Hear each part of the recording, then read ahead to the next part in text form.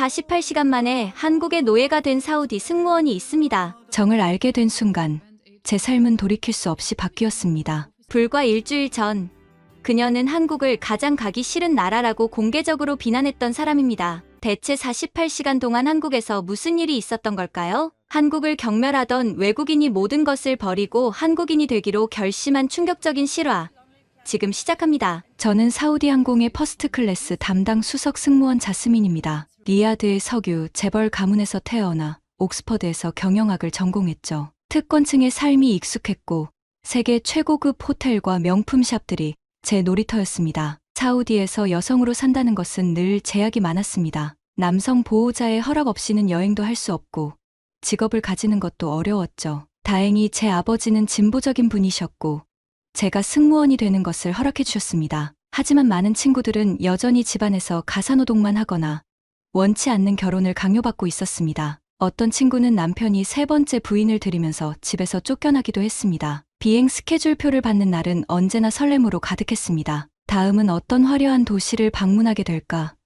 밀라노의 패션쇼, 파리의 미슐랭 레스토랑, 뉴욕의 브로드웨이. 그러나 이번 스케줄표는 달랐습니다. 런던, 두바이, 뉴욕, 그리고 서울이라니. 스케줄표를 보는 순간 얼굴이 일그러졌습니다. 48시간 체류 예정의 서울행. 왜 하필 서울인지 아시아 노선 중에서도 가장 가기 싫은 곳이었습니다. 아시아라면 도쿄나 상하이가 훨씬 낫잖아. 한국은 대체 뭐가 있다고? 크루 라운지에서 노골적으로 불평했습니다. 다른 노선과 바꿀 수 없는지 물었죠. 그런데 제 말을 들은 동료들의 반응이 예상과 달랐습니다. 자스민, 정말 운이 좋네. 나도 서울 가고 싶어 죽겠어. K-드라마 봐. 배우들 너무 멋있고 음식도 맛있어. 화장품 쇼핑은 필수야. 한국 제품들이 정말 대단해. 동료들의 반응이 정말 이해되지 않았습니다. 저는 귀에 못이 박히도록 들어온 한류 이야기가 지겨웠습니다. K-팝, K-드라마, K-뷰티. 이 모든 것이 과대평가된 것 같았습니다. 사실 한국에 대해 아는 것이 많지 않았음에도 말이죠. 정말 한국 지겹다. 별것도 없는 작은 나라가 무슨 문화를 가졌다고 그래? 일본이 훨씬 세련됐고 중국은 대륙의 스케일이 있잖아. 한국은 너무 작고 문화도 없어 보여. 극도로 냉소적인 태도로 말했습니다. 동료들은 그저 웃으며 가보면 알게 될 거야 라고만 했죠. 그 말이 더 짜증나게 만들었습니다. 마치 무언가 비밀스러운 것을 알고 있는 것처럼 굴던 그 표정들. 대체 뭐가 그리 대단하다고? 그냥 한국 드라마나 보고 환상에 빠진 거겠지. 속으로 투덜거렸습니다. 유럽과 미국, 심지어 아시아에서도 일본이나 중국이 훨씬 더 매력적으로 느껴졌습니다. 서울은 그저 48시간을 견뎌야 할 지루한 경유지일 뿐이었죠. 비행기에 오르는 순간까지도 내심 깊은 불만과 반감이 가득했습니다. 하지만 그때만 해도 저는 몰랐습니다. 이 48시간이 제 인생을 완전히 뒤바꿔 놓을 거라는 것을. 2025년 5월 12일 인천공항에 도착했습니다. 14시간의 긴 비행 동안 저는 고작 2시간만 눈을 붙였습니다. 승무원으로서 프로페셔널하게 임무를 마쳤지만 피로가 온몸을 짓누르고 있었죠. 이제 48시간의 체류 시간이 주어졌습니다. 솔직히 빨리 호텔에 가서 쉬고 싶었어요. 한국, 뭐 별거 있겠어. 공항을 빠져나가려는데 눈앞에 펼쳐진 광경에 걸음이 멈췄습니다. 이게 뭐지? 공항 곳곳에 로봇들이 움직이고 있었습니다. 자동화된 수속 시스템은 기본이고 안내 로봇이 여행객들에게 다가가 정보를 제공하는 모습이 보였습니다. 첨단 기술의 향연이었죠. 특히 한 안내 로봇이 외국인 관광객에게 영어와 중국어, 심지어 아랍어까지 자연스럽게 구사하는 모습에 놀라움을 감출 수 없었습니다. 제 모국어인 아랍어로 인사하는 로봇을 보며 정말 미래적이다라는 생각이 들었습니다. 처음으로 한국에 대한 편견이 조금 흔들렸어요. 기대했던 것보다 훨씬 첨단적인 모습이었으니까요. 하지만 그것보다 더 인상적인 장면이 곧 펼쳐졌습니다. 공항 한쪽에서 청소를 하고 계시는 나이 지긋한 아주머니가 보였어요. 그때 한 젊은 남성 직장인이 그 청소 아주머니 앞에서 살짝 고개를 숙이며 말했습니다. 수고 많으십니다. 단 3마디였지만 그 말에 담긴 존중과 배려가 선명하게 느껴졌습니다. 청소 아주머니는 미소로 답하셨고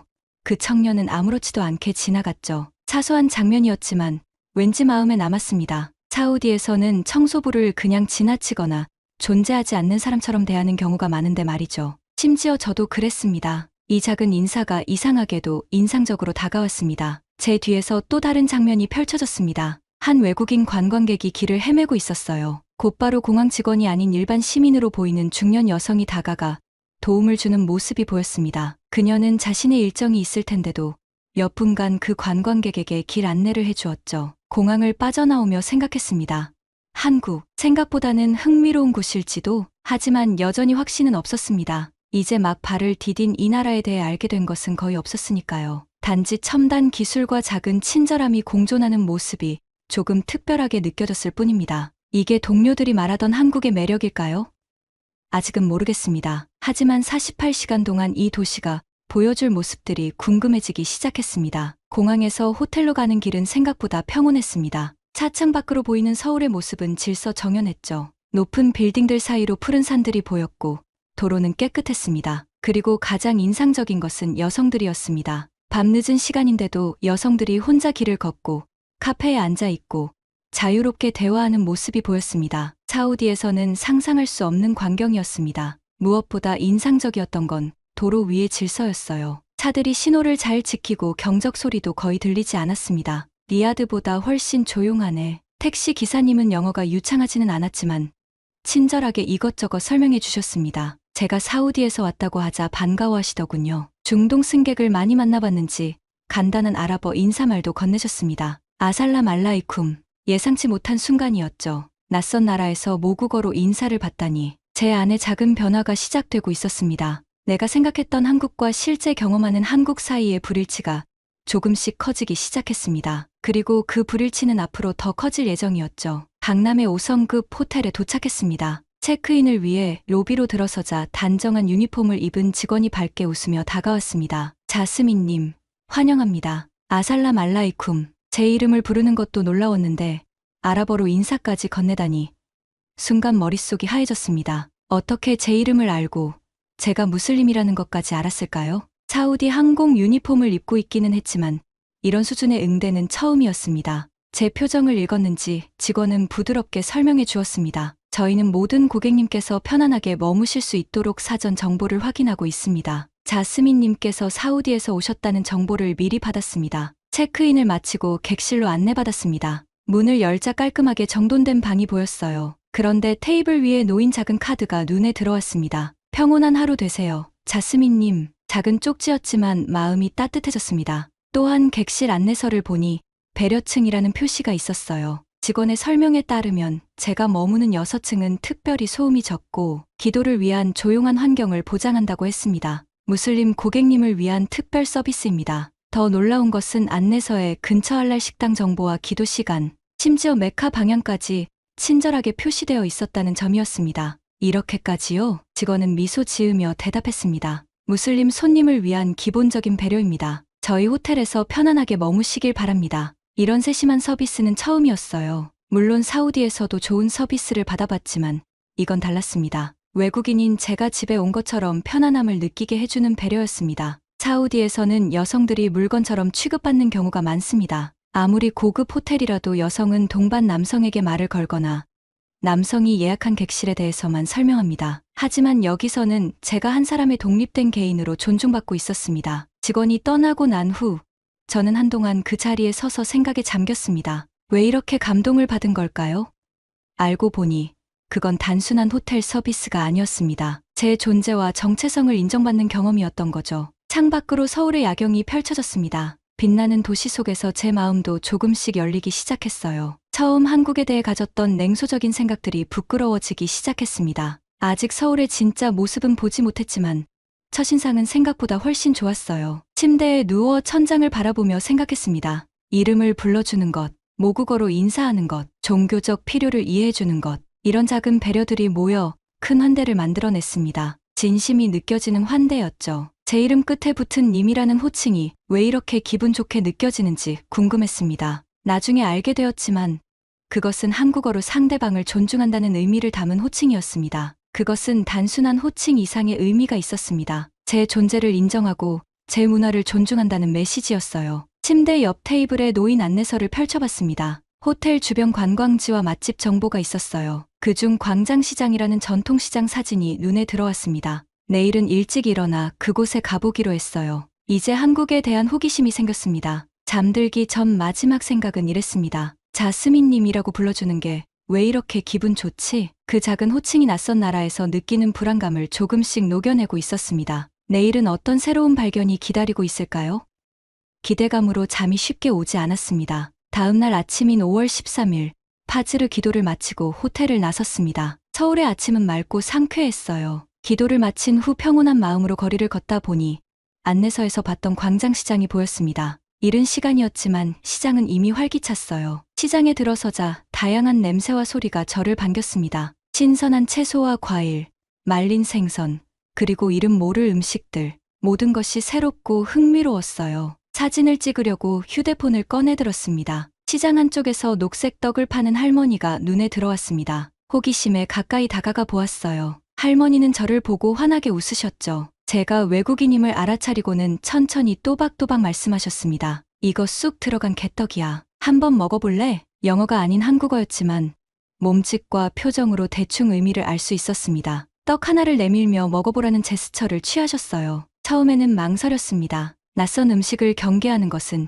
자연스러운 일이니까요. 더구나 무슬림으로서 할랄이 아닌 음식에 대한 걱정도 있었습니다. 할머니는 제 망설임을 눈치채셨는지 손가락으로 식재료를 가리키며 채소, 쌀이라고 말씀하셨습니다. 할랄 음식이라는 것을 알려주시려는 배려였던 것 같아요. 이어서 할머니는 또 뭐라고 말씀하셨습니다. 소녀 같아서 하나 줘야겠네. 할머니의 말씀을 이해하진 못했지만 그 따뜻한 미소에 마음이 녹았습니다. 조심스럽게 떡을 받아 한 입 물었어요. 쑥의 향긋한 향이 입안 가득 퍼졌습니다. 처음 맛보는 식감과 향이었지만 이상하게도 편안함을 느꼈어요. 맛있어요. 감사합니다. 서툰 한국어로 인사했습니다. 할머니는 더 환하게 웃으시며 맛있지? 라고 하셨어요. 언어는 통하지 않았지만 마음은 통했습니다. 그때 옆에 있던 젊은 여성이 영어로 설명해 주었습니다. 할머니가 손녀 같다고 하셨어요. 그래서 떡을 주신 거예요. 잠시 말이 막혔습니다. 손녀 같다는 표현이 마음을 울렸어요. 낯선 이방인에게 가족 같은 정을 나누는 모습이 생소했습니다. 사우디에서도 손님 한 대는 중요한 문화이지만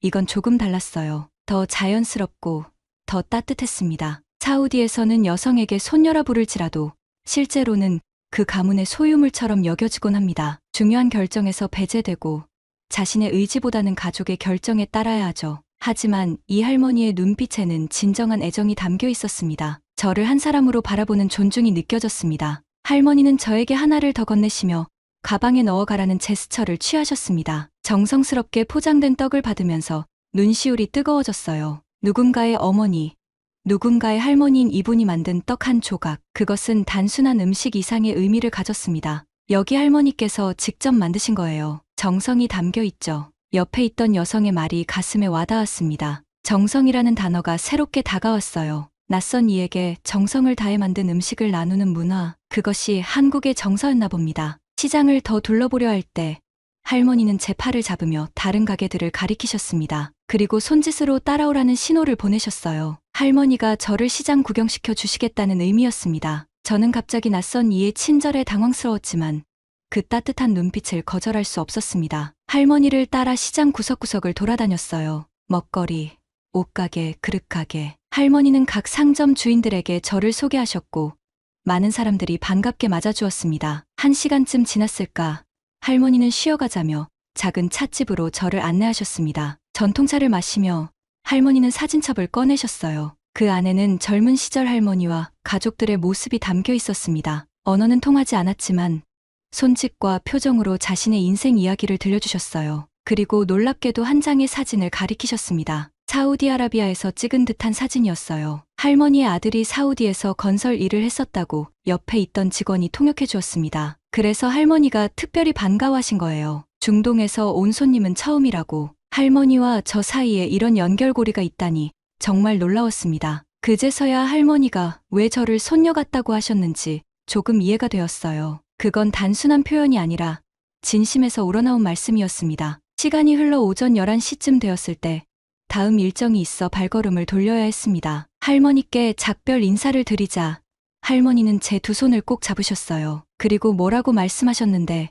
옆에 있던 직원이 통역해 주었습니다. 다음에 또 와. 할머니가 더 맛있는 한국 음식 해줄게. 가방 속 개떡의 향기가 여전히 코끝에 남아 있었어요. 그리고 마음속에는 할머니의 미소가 새겨져 있었습니다. 호텔로 돌아가는 길, 문득 깨달았습니다. 처음으로 한국에 대한 진짜 이야기를 경험한 것 같았어요. 화려한 K-팝도 멋진 드라마도 아닌 평범한 시장 할머니의 따뜻한 정. 그것이 제가 발견한 첫 번째 한국의 모습이었습니다. 작은 개떡 하나에 담긴 마음이 이렇게 크게 다가올 줄은 몰랐습니다. 호텔에서 잠시 휴식을 취한 후 서울 시내를 탐험하기로 했습니다. 구글맵을 확인해보니 지하철이 가장 편리한 교통수단이라고 하더군요. 처음 타보는 한국의 지하철, 기대 반 걱정 반으로 역으로 향했습니다. 지하철역은 놀랍도록 깨끗했어요. 안내판도 한국어뿐만 아니라 영어, 중국어, 일본어로 표기되어 있어 길을 찾기 쉬웠습니다. 티켓을 구매하고 개찰구를 통과했죠. 모든 과정이 자동화되어 있어 어렵지 않았습니다. 플랫폼에 도착하자 열차가 들어오고 있었어요. 시간표를 정확히 지키는 것 같았습니다.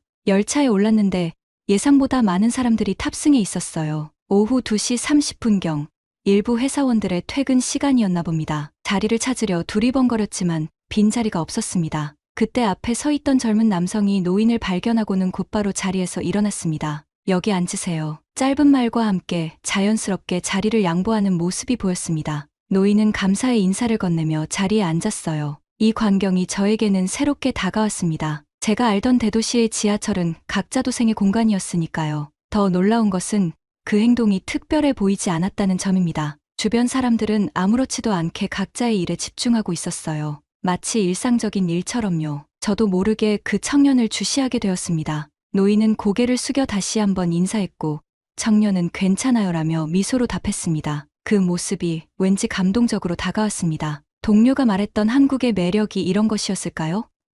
배려가 특별한 행동이 아니라 일상이 된 나라. 제 옆에 서 있던 학생으로 보이는 여성에게 물었습니다. 한국에서는 항상 이렇게 노인에게 자리를 양보하나요? 그녀는 조금 놀란 표정으로 대답했습니다. 네, 당연한 일이에요. 어르신들을 공경하는 건 우리 문화니까요. 당연한 일. 그 말이 계속 머릿속에 맴돌았습니다. 저희 나라에서도 노인 공경은 중요한 가치이지만 이렇게 일상적인 행동으로 자연스럽게 실천되는 모습은 색달랐어요. 지하철은 여러 역을 지나며 계속 달렸습니다. 창밖으로 서울의 다양한 모습이 스쳐 지나갔어요. 그때 또 한 장면이 눈에 들어왔습니다. 임산부가 타자 곧바로 자리를 양보하는 사람, 무거운 짐을 든 사람을 도와주는 사람, 길을 묻는 외국인에게 친절하게 설명해주는 사람. 작은 행동들이었지만 그 안에는 큰 울림이 있었습니다. 사우디에서는 여성이 임신했을 때도 남성들이 자리를 양보하는 경우가 드물었습니다. 심지어 여성 전용 구역이 있음에도 임산부를 위한 특별한 배려는 찾아보기 어려웠죠. 하지만 여기서는 임신한 여성을 위한 배려가 자연스러웠습니다. 한 외국인 남성이 지도를 들고 혼란스러워하자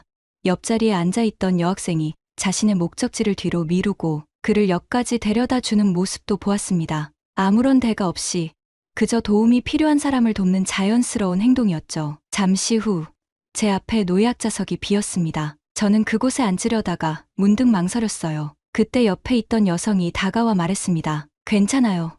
앉으셔도 돼요. 지금 노약자분이 안 계시니까요. 자리에 앉은 후 저는 주변을 더 자세히 관찰했습니다. 핸드폰을 보거나 잠을 자는 사람들 사이에서도 미묘한 배려의 신호들이 오갔습니다. 서로 부딪히지 않게 조심하는 몸짓, 소리를 최소화하는 행동, 길을 양보하는 제스처, 개인의 편안함보다 공동체의 배려를 우선시하는 문화. 그것이 서울 지하철에서 본 한국의 모습이었습니다. 목적지에 도착해 지하철에서 내렸습니다. 지하철역을 빠져나오면서도 그 청년의 모습이 머릿속에서 지워지지 않았어요. 특별한 영웅적 행동도 아니었고 거창한 선행도 아니었습니다. 그저 자리를 양보하는 일상적인 모습. 하지만 그런 작은 행동들이 모여 사회를 만들어가는 것이 아닐까요? 서울의 번화가로 발걸음을 옮기며 생각했습니다. 자리 양보라는 단순한 행동이 주는 의미, 그것은 단지 노인에 대한 공경을 넘어 함께 살아가는 공동체 의식의 표현이었습니다. 사우디에서는 물건처럼 취급받던 여성이 이곳에서는 동등한 존중을 받는 모습에 감명받았습니다. 임산부를 위해 자리를 양보하는 것, 여성들이 밤에도 자유롭게 다니는 것, 이 모든 것이 자연스러운 일상이었습니다. 다시 한번 철이 들듯이 깨달았습니다. 한국에 대한 제 선입견이 얼마나 편협했는지. 서울은 그저 K-팝과 드라마의 도시가 아니었습니다. 그보다 더 깊은 일상에 스며든 배려의 문화가 있는 곳이었죠. 혼잡한 지하철에서도 깨끗함과 질서를 유지하는 힘, 낯선 사람을 돕는 당연함, 세대 간의 자연스러운 존중. 이 모든 것이 한국 사회의 기반을 이루고 있었습니다. 한국을 이해하는 두 번째 열쇠를 발견한 것 같았어요. 그건 바로 당연한 배려였습니다. 오후 3시쯤 명동에 도착했습니다. 서울의 대표적인 쇼핑 거리라고 하더군요. 화려한 간판들과 분주하게 오가는 사람들, 거리 곳곳에서 들려오는 음악 소리, 활기찬 에너지가 넘치는 곳이었습니다. 쇼핑을 하다 보니 배가 고파졌어요. 현지 음식을 맛보고 싶었지만 할랄 음식을 찾기 힘들까 걱정되었습니다. 그때 호텔에서 받은 안내서가 생각났어요. 할랄 인증을 받은 식당 목록이 있었습니다. 그중 가장 가까운 곳을 찾아갔습니다. 한국 전통 가옥을 개조한 듯한 식당이었어요. 문을 열자 은은한 향신료 냄새와 함께 따뜻한 공기가 저를 반겼습니다. 식당에 들어서자 직원이 친절하게 맞아주었습니다. 어서 오세요. 영어 메뉴를 가져다 주며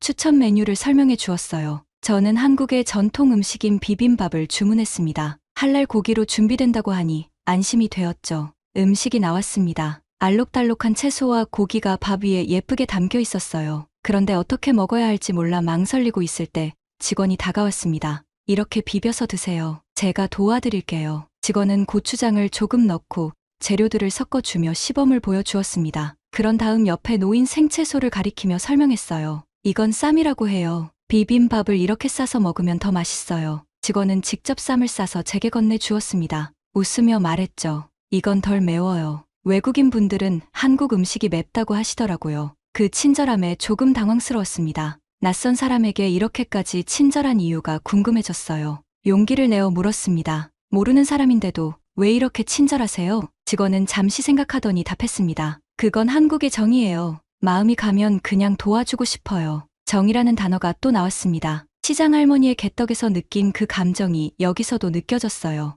좀 더 알고 싶어 질문을 이어갔습니다. 정이 뭐예요? 직원은 영어로 설명하려 했지만 완벽하게 번역하기 어려운 듯 했습니다. 대신 이렇게 말했어요.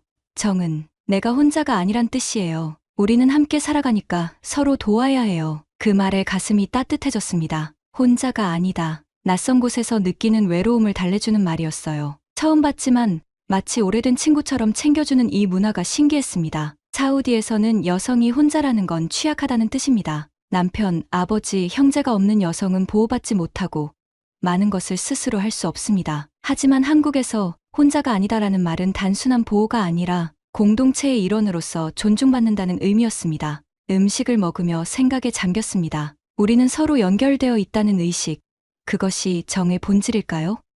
사우디에서는 가족과 친구 사이에서만 그런 연결을 느끼는데 한국에서는 낯선 사람들 사이에서도 그 연결감이 자연스럽게 표현되는 것 같았습니다. 식사를 마치고 계산을 하려는데 직원이 작은 컵에 담긴 차를 내왔습니다. 식사 후에 드시면 소화가 잘 돼요. 서비스입니다. 또 하나의 작은 배려였습니다. 이런 친절함이 상업적인 의도가 아니라 진심에서 우러나온 정의 표현이라고 생각하니 더욱 감동적이었습니다. 차를 마시며 창밖을 바라봤습니다. 명동의 번화한 거리, 그 속에서도 서로를 배려하는 모습들이 보였어요. 서로 부딪히면 사과하는 사람들, 길을 잃은 관광객을 돕는 사람들. 계산을 마치고 나오려는데 직원이 문 앞까지 배웅해 주었습니다. 그리고 제게 물었어요. 다음 목적지가 어디세요?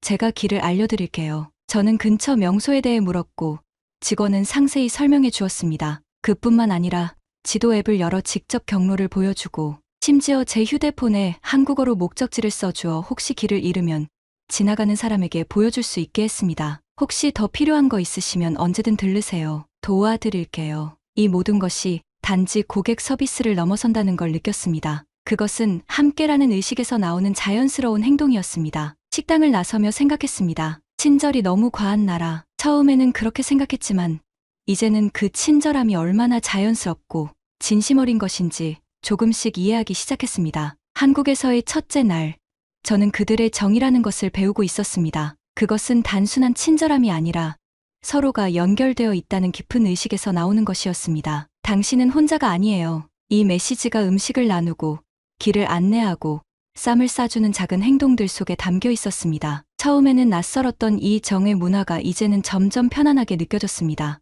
마치 오랫동안 찾아 헤매던 무언가를 발견한 듯한 안도감마저 들었어요. 거리를 걸으며 생각했습니다. 우리 인간은 근본적으로 같은 것을 원하는지도 모릅니다. 연결됨, 인정받음, 배려받음. 그리고 한국의 정은 그 욕구를 채워주는 문화적 응답인 것 같았습니다. 첫째 날 저녁 6시쯤 편의점에 들렀습니다. 한국의 편의점이 단순한 상점 이상의 공간이라고 들었거든요. 진입로에 들어서자 형형색색의 상품들이 정돈되어 있었습니다. 음료수, 과자, 도시락, 그리고 이름 모를 많은 제품들이 있었어요. 무엇을 골라야 할지 고민하던 중 아이스크림이 먹고 싶어졌습니다. 다양한 종류의 아이스크림이 진열되어 있어 선택하기 어려웠어요. 한국어를 읽을 줄 몰라 무엇이 무엇인지 구분하기 어려웠습니다. 그때 옆에 있던 젊은 여성이 말을 걸어왔습니다. 도와드릴까요?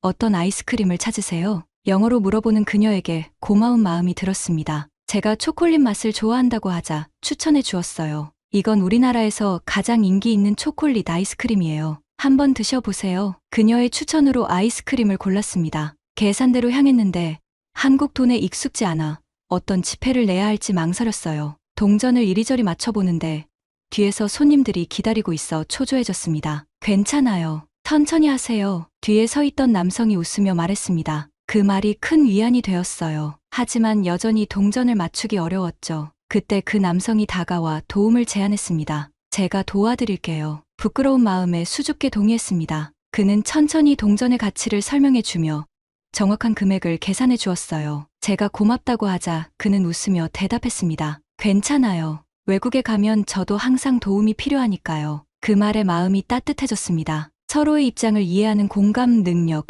그것도 정의 일부인가 봅니다. 편의점 밖으로 나와 근처 공원 벤치에 앉았습니다. 아이스크림을 먹으며 오늘 만난 사람들을 떠올렸어요. 시장 할머니, 지하철의 청년, 식당 직원, 그리고 방금 전 편의점에서의 낯선 도움. 문득 깨달았습니다. 이들 사이에는 보이지 않는 연결고리가 있었어요. 그것은 정이라는 이름의 실타래였습니다. 그 실타래는 모든 사람들을 자연스럽게 묶고 있었죠. 공원에는 몇몇 노인들이 체스를 두고 있었고 아이들은 뛰어놀고 있었습니다. 그 모습을 바라보다가 갑자기 비가 내리기 시작했어요. 저는 우산이 없었기에 당황했습니다. 그때 옆 벤치에 앉아있던 여학생이 다가와 자신의 우산을 공유했습니다. 호텔까지 멀어요?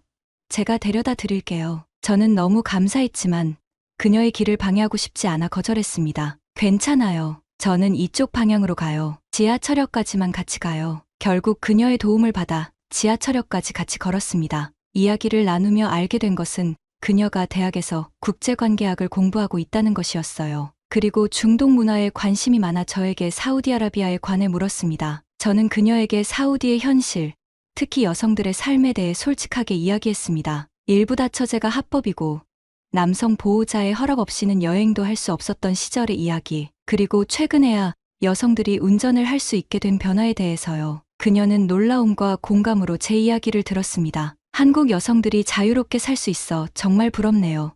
제가 말했습니다. 아직 한국도 완벽하진 않아요. 우리도 여전히 성평등을 위해 노력하고 있어요. 하지만 당신이 느끼는 그 자유로움이 소중하다는 걸 알게 되네요. 그녀가 답했습니다. 지하철역에 도착해 헤어지기 전 그녀는 자신의 연락처를 주며 말했습니다. 서울에 계시는 동안 궁금한 것이 있으시면 언제든 연락하세요. 도움이 필요하시면 말씀해 주세요. 그 순간 저는 또 하나의 깨달음을 얻었습니다. 정은 일방적인 것이 아니었습니다. 그것은 주고받는 것이었어요. 제가 사우디아라비아에 대해 이야기해 주었듯이 그녀는 한국에 대한 안내를 제공했습니다. 우리는 서로의 문화를 나누고 있었던 거죠. 지하철을 타고 호텔로 돌아가며 오늘의 경험을 정리해 보았습니다. 한국에서 매 순간 느껴지는 정의 존재. 그것은 어쩌면 인간의 가장 기본적인 욕구를 충족시켜 주는 것인지도 모릅니다. 저는 항상 자유와 독립을 중요시해 왔습니다. 다른 사람의 도움 없이 스스로 해결하는 것이 강함의 표시라고 생각했죠. 그러나 한국에서의 경험은 이 생각을 바꾸고 있었습니다. 진정한 강함은 연결 속에서 오는 것일지도 모릅니다. 서로를 돕고 지지하고 배려하는 공동체 안에서 우리는 더 많은 것을 이룰 수 있습니다. 혼자보다는 함께가 더 강하다는 진리를 한국의 정문화에서 발견하고 있었습니다. 호텔 로비에 들어서니 아침에 만났던 직원이 반갑게 인사했습니다. 자스민님, 오늘 하루 어떠셨어요? 제 얼굴을 기억하고 제 이름을 기억하고 제 경험에 관심을 보여주는 이 작은 행동, 이것 역시 정의 표현이었습니다. 정말 좋았어요. 한국 사람들이 너무 친절해서 놀랐어요. 직원은 미소를 지으며 대답했습니다. 한국에서 좋은 추억 만드시길 바랍니다. 저희가 도울 일이 있으면 언제든 말씀해 주세요. 방으로 돌아와 창밖의 서울 야경을 바라보았습니다. 빛나는 도시 속에서 정이라는 보이지 않는 실타래가 사람들을 연결하고 있다고 상상했어요. 그 실타래는 이제 저까지 엮어가고 있었습니다. 둘째 날 아침인 5월 14일, 저는 일찍 일어나 파지르 기도를 마쳤습니다. 창밖으로 보이는 서울의 아침 풍경이 이제는 낯설지 않게 느껴졌어요. 단 하루 만에 이 도시와 정서적으로 연결된 것 같았습니다. 오늘은 마지막 관광지로 유명한 한국 전통식당을 방문하기로 했습니다. 호텔 직원의 추천으로 종로에 있는 오래된 한옥 식당을 찾아갔습니다. 100년 된 전통 가옥을 개조한 곳이라고 했어요. 문을 열고 들어가자 나무 향과 은은한 음식 냄새가 코끝을 자극했습니다. 한옥 특유의 나무 구조와 마루, 그리고 낮은 좌식 테이블이 이국적인 분위기를 자아냈어요. 신발을 벗고 방에 들어가야 했는데 이미 손님들로 북적이고 있었습니다. 전통 복장을 한 직원이 환하게 웃으며 저를 맞이했습니다. 메뉴를 이해하기 어려워하는 저에게 직원은 번역 앱을 꺼내 들었습니다. 한국어를 아랍어로 번역해 소통하려는 모습이 감동적이었죠. 이건 우리 전통 음식이에요. 한번 드셔보세요. 직원은 조금 서툰 영어로 설명했습니다. 추천 메뉴는 한정식이라는 여러 가지 반찬이 나오는 코스 요리였어요. 할랄 대체 메뉴가 있다는 점도 친절하게 알려주었습니다. 음식이 나오기를 기다리는 동안 저는 주변을 둘러보았습니다. 한국인 가족들과 외국인 관광객들이 섞여 있었어요. 모두가 신발을 벗고 좌식 테이블에 앉아 식사를 즐기고 있었죠. 그 모습이 묘하게 편안해 보였습니다. 음식이 나왔습니다. 작은 그릇에 담긴 다양한 반찬들이 테이블을 가득 채웠어요. 각 음식마다 독특한 맛과 향이 있었습니다. 직원은 하나하나 영어로 설명해주며 어떻게 먹는지 알려주었습니다. 저는 물을 마시고 싶어 혀를 차며 주변을 둘러보았어요. 말없이 직원이 따뜻한 물을 건네 주었습니다. 제가 놀란 표정을 짓자 직원은 설명했습니다. 중동분들은 차가운 물보다 따뜻한 물을 선호하시잖아요. 그 순간 깨달았습니다. 이것이 바로 정이구나. 말보다 먼저 움직이는 배려의 본능. 상대방의 필요를 미리 헤아리는 마음. 그것이 한국인들의 정이었습니다. 식사를 즐기던 중 옆 테이블에 앉은 한국인 가족이 저에게 미소를 지었습니다. 그들은 제가 음식을 맛있게 먹는 모습을 보고 기뻐하는 듯했어요. 가족 중 어머니로 보이는 분이 제게 다가와 자신들의 반찬 중 하나를 권했습니다. Try this. Very good. 서툰 영어였지만 진심이 담긴 권유였습니다. 저는 감사히 받아 맛보았어요. 신기하게도 낯선 음식을 낯선 사람에게서 받는 것이 전혀 이상하게 느껴지지 않았습니다. 오히려 자연스럽고 따뜻하게 느껴졌죠. 식사를 마치고 계산을 하려는데 주인으로 보이는 연세 지긋한 여성이 다가왔습니다. 그리고 작은 선물 상자를 건네주었어요. 이건 한국 전통 차예요. 사우디에 가져가서 드셔보세요. 직원이 통역해 주었습니다. 그분은 제가 멀리서 온 손님이라 특별히 선물을 준비했다고 했어요. 작은 선물이었지만 그 속에 담긴 마음이 느껴졌습니다. 우리나라에 오신 것을 감사히 생각합니다. 한국의 좋은 기억을 가져가세요. 그 말을 듣는 순간 제 눈에 눈물이 고였습니다. 단 이틀 만에 이렇게 깊은 감동을 받을 줄은 몰랐어요. 저는 진심으로 고개를 숙여 감사 인사를 드렸습니다. 식당을 나와 거리를 걷다가 작은 공원에 앉았습니다. 지난 48시간 동안 경험한 서울의 모습들을 떠올려 봤어요. 처음에는 냉소적이었던 마음이 어느새 따뜻함으로 채워져 있었습니다. 이게 문화였구나. 배려가 습관이 된 나라. 이제야 동료들이 말했던 한국의 매력을 조금이나마 이해할 수 있었습니다. 그것은 화려한 케이팝이나 드라마가 아닌 일상에 스며든 배려와 정이었어요. 낯선 이에게도 기꺼이 손을 내미는 문화. 그것이 제가 발견한 진짜 한국이었습니다. 사우디에서는 여성으로서 항상 속박감을 느꼈습니다. 어딜 가든 남성의 허락이 필요했고 혼자서는 할 수 없는 일이 너무 많았어요. 하지만 한국에서는 여성들이 자유롭게 살아가는 모습을 보았습니다. 그들은 남성과 동등하게 일하고 혼자 여행하고 자신의 목소리를 내고 있었습니다. 호텔로 돌아가는 길, 거리의 모습이 어제와 달라 보였습니다. 같은 건물, 같은 사람들이지만 제 눈에 비친 서울은 달랐어요. 이제는 그 질서 속에 담긴 배려를, 바쁜 걸음 속에 숨겨진 정을 볼 수 있었습니다. 호텔에 도착해 짐을 정리하기 시작했습니다. 내일이면 다시 비행기를 타고 떠나야 합니다. 48시간이라는 짧은 시간이었지만 그 안에서 배운 것들은 오래도록 제 마음에 남을 것 같았습니다. 특히 정이라는 단어. 그 단어가 이제는 제 마음속에 자리 잡았습니다. 그것은 단순한 친절함이 아니라 인간 본연의 연결됨에 대한 깊은 이해였습니다. 함께함의 가치, 배려의 자연스러움, 그리고 낯선 이를 가족처럼 대하는 마음. 창밖으로 보이는 서울의 모습을 마음에 담았어요. 짧았지만 의미 있는 시간이었습니다. 처음 한국에 대해 가졌던 생각들이 얼마나 편협했는지 깨닫게 되었죠. 내가 얼마나 좁은 시각으로 세상을 보고 있었던 걸까? 이 깨달음은 단지 한국에 대한 것만이 아니었습니다. 제 자신의 삶에 대한, 그리고 타인과의 관계에 대한 새로운 시각이었습니다. 진정한 여행의 가치는 이런 깨달음에 있는 것이 아닐까요? 내일 아침, 저는 인천공항으로 떠날 예정입니다. 하지만 그것은 끝이 아니라 새로운 시작이 될 것 같습니다. 한국에서 배운 정의 정신을 어떻게 제 삶에 적용할 수 있을지 생각하게 되었으니까요. 5월 15일 아침, 귀국을 준비하며 짐을 정리했습니다. 창밖으로 보이는 서울의 모습을 마음에 담았어요. 짧았지만 의미 있는 시간이었습니다. 처음 한국에 대해 가졌던 생각들이 얼마나 편협했는지 깨닫게 되었죠. 공항으로 가는 길, 택시 기사님은 제가 외국인임을 알아채고 천천히 또박또박 말씀하셨습니다. 한국은 어땠어요? 서툰 영어였지만 그 질문에 담긴 진심이 느껴졌어요. 저는 환하게 웃으며 대답했습니다. 정말 좋았어요. 특히 사람들이 친절해서 감동했습니다. 기사님은 후방 미러로 저를 보며 웃으셨어요. 그 웃음 속에서 한국인의 따뜻한 정을 다시 한번 느꼈습니다. 다시 오세요. 두 나라 말을 섞어 말씀하시는 그 모습이 참 정겨웠습니다. 나이 지긋하신 기사님이 외국인을 위해 영어를 사용하시려는 그 노력, 그것 역시 정의 표현이었습니다. 인천공항에 도착했습니다. 체크인을 마치고 면세점을 둘러보았어요. 한국을 기념할 작은 선물을 사고 싶었습니다. 여러 상품들 중에서 전통 문양의 열쇠고리가 눈에 들어왔어요. 단순한 디자인이었지만 그 안에 한국의 정신이 담겨 있는 것 같았습니다. 면세점을 나와 출국장으로 향했습니다. 화장실에 들르기 위해 발걸음을 옮겼어요. 그때 첫날 인천공항에서 봤던 그 청소 아주머니와 마주쳤습니다. 도착 첫날 한 청년이 수고 많으십니다 라고 인사했던 그 아주머니였어요. 놀랍게도 아주머니는 저를 알아보셨습니다. 환하게 웃으시며 영어로 말씀하셨죠. 다시 봐서 반갑습니다. 다시 만나서 반갑다는 그 한마디가 가슴을 따뜻하게 만들었습니다. 수많은 사람들이 오가는 공항에서 잠시 스쳐간 외국인을 기억해 주셨다니 그것도 정이었나 봅니다. 저도 웃으며 인사했습니다. 그리고 용기를 내어 한국어로 말했어요. 감사합니다. 서툰 발음이었지만 진심을 담아 말했습니다. 아주머니는 더 환하게 웃으시며 고개를 끄덕이셨어요. 어디서 오셨어요? 사우디아라비아요. 사우디요?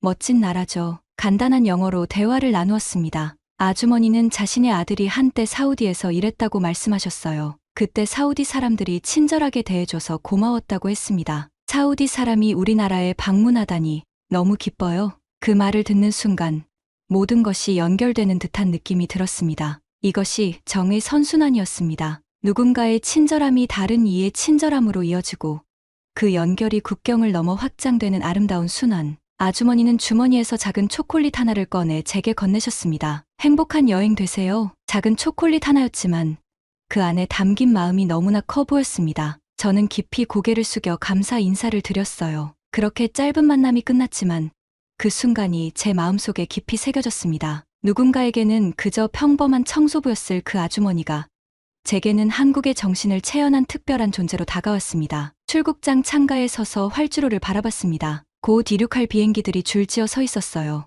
문득 중얼거렸습니다. 내가 조금 변한 것 같아. 48시간 전 한국에 대한 냉소적인 태도로 도착했던 저는 이제 완전히 다른 시각을 갖게 되었습니다. 단순한 관광지가 아닌 따뜻한 정이 흐르는 나라로 한국을 바라보게 되었어요. 출국 심사를 기다리며 주머니 속 열쇠고리를 만지작거렸습니다. 이 작은 기념품은 단순한 소유물 이상의 의미를 가질 것 같았습니다. 앞으로 이 열쇠고리를 볼 때마다 한국에서 경험한 정을 떠올리게 될 테니까요. 심사를 마치고 탑승 게이트로 향했습니다. 출발 시간까지 아직 여유가 있어 카페에 앉았어요. 커피를 마시며 지난 48시간을 돌아보았습니다. 호텔에서의 종교적 배려, 시장 할머니의 개떡, 지하철에서의 자리 양보, 식당에서 배운 정의 의미, 편의점에서의 작은 도움들, 그리고 방금 전 만난 청소 아주머니. 이 모든 순간들이 모여 제 안에 작은 변화를 일으켰습니다. 그것은 단순히 한국에 대한 인식의 변화를 넘어 인간관계와 삶을 바라보는 관점의 변화였습니다. 탑승 시간이 다가왔습니다. 게이트로 향하며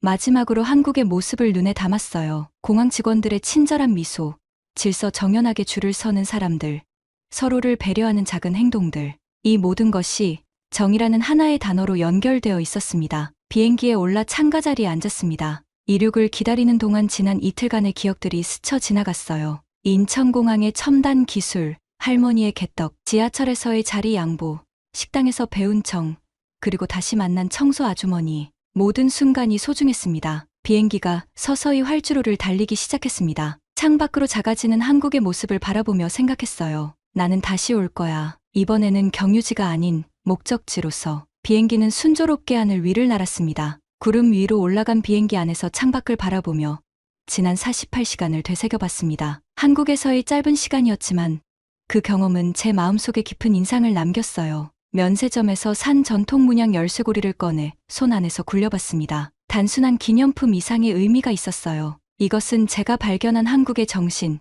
정을 상징하는 물건이었습니다. 옆자리에 앉은 동료 승무원이 물었습니다. 자스민, 한국 어땠어? 이 질문을 받았을 때 출발 전에 했던 불평들이 떠올랐습니다. 당시에는 한국이 그저 경유지일 뿐이라고 생각했죠. 하지만 이제는 달랐습니다. 잠시 생각에 잠기다가 작게 대답했습니다. 이제는 경유지가 아니라 목적지야. 동료는 의아한 표정을 지었습니다. 제 변화가 갑작스러웠을 테니까요. 그래서 설명을 이어갔습니다. 그곳에서 만난 사람들, 그들의 문화, 그리고 정이라는 것을 알게 됐어. 그건 단순한 친절함이 아니야. 사람이 먼저인 마음가짐이야. 한국에서 경험한 모든 순간들이 하나의 큰 그림으로 연결되었습니다. 첨단 기술과 전통이 공존하는 나라.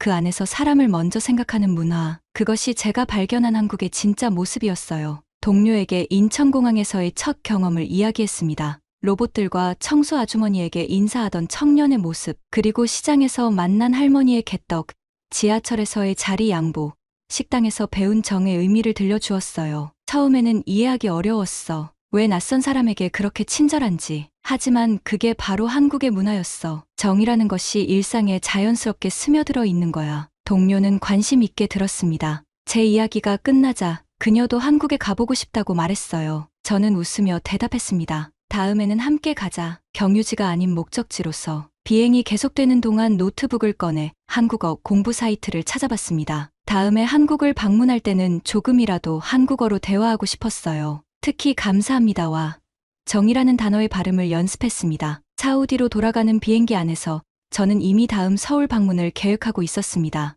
이번에는 더 많은 시간을 갖고 더 깊이 한국 문화를 경험하고 싶었어요. 특히 정이 어떻게 사회 전반에 영향을 미치는지 더 알고 싶었습니다. 비행 도중 식사 서비스를 하면서 저는 무의식적으로 한국에서 배운 배려를 실천하고 있었습니다. 승객의 필요를 미리 헤아리고 더 친절하게 대응하고 작은 문제도 진심으로 해결해 주려고 노력했어요. 동료가 이 변화를 알아채고 물었습니다. 자스민, 오늘 특별히 기분이 좋아 보여. 무슨 일 있어? 저는 미소 지으며 대답했습니다.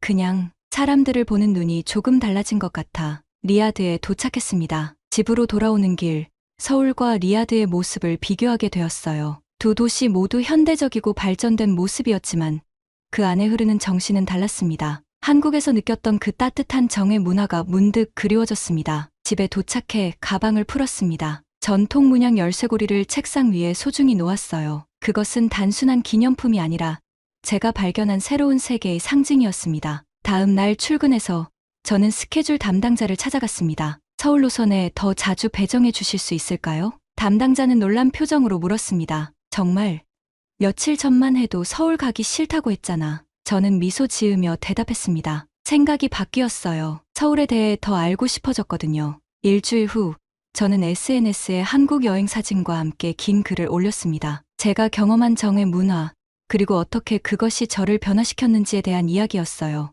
많은 친구들이 놀라워했고 몇몇은 제 다음 한국 방문에 동행하고 싶다고 했습니다. 점차 저는 주변 사람들에게 정의 문화를 전파하는 작은 대사가 되어갔습니다. 서점에서 한국 문화에 관한 책을 찾아 읽었고 온라인으로 한국어 강좌를 듣기 시작했습니다. 한국 드라마도 보기 시작했는데 이제는 단순한 엔터테인먼트가 아닌 문화적 이해의 창으로 바라볼 수 있었습니다. 한 달 후 저는 다시 서울행 비행기에 올랐습니다. 이번에는 온전히 제 선택이었고 휴가를 내어 일주일간 머물 계획이었어요. 그리고 약속대로 시장 할머니를 다시 찾아가기로 했습니다. 가장 놀라운 변화는 제 내면에서 일어났습니다. 이전에는 세상을 판단하고 분류하는 데 익숙했는데 이제는 더 열린 마음으로 다양한 문화와 관점을 받아들이게 되었어요. 한국의 정 문화가 제게 가르쳐준 가장 큰 교훈은 아마도 열린 마음의 중요성이었을 것입니다. 창밖으로 리야드의 밤하늘을 바라보며 생각했습니다. 48시간의 짧은 경험이 어떻게 한 사람의 시각을 이렇게 바꿀 수 있을까요?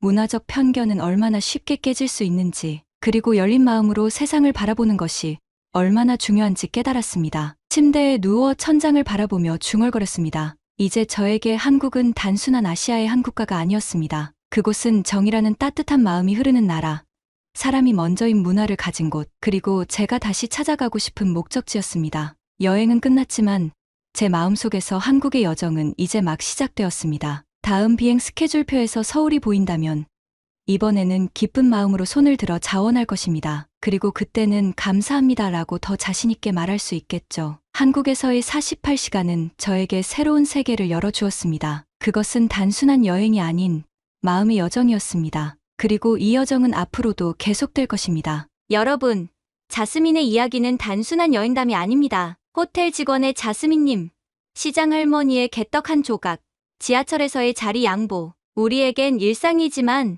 한 사람의 인생을 완전히 바꿔놓은 정의 힘이었습니다. 우리가 무심코 건네는 작은 배려가 누군가에겐 세상을 다르게 보는 창문이 됩니다. 자스민은 이제 한국의 정을 세계에 전하는 작은 대사가 되었고, 우리의 문화적 가치는 국경을 넘어 퍼져갑니다. 여러분의 일상 속 정의 순간들도 누군가의 인생을 바꿀 수 있습니다. 오늘 여러분이 나눈 미소 한 번, 따뜻한 말 한마디가 누군가에겐 평생 잊지 못할 감동이 될지 모릅니다. 이런 가슴 따뜻한 이야기가 더 필요하시다면 구독과 좋아요 버튼 꾹, 여러분의 경험도 댓글로 나눠주세요. 이 영상이 감동을 주었다면 주변 분들과 공유해 더 많은 사람들에게 우리 문화의 아름다움을 전해주세요. 다음에도 여러분의 마음을 울리는 이야기로 찾아오겠습니다. 지금까지 코리아 원더풀이었습니다. 감사합니다.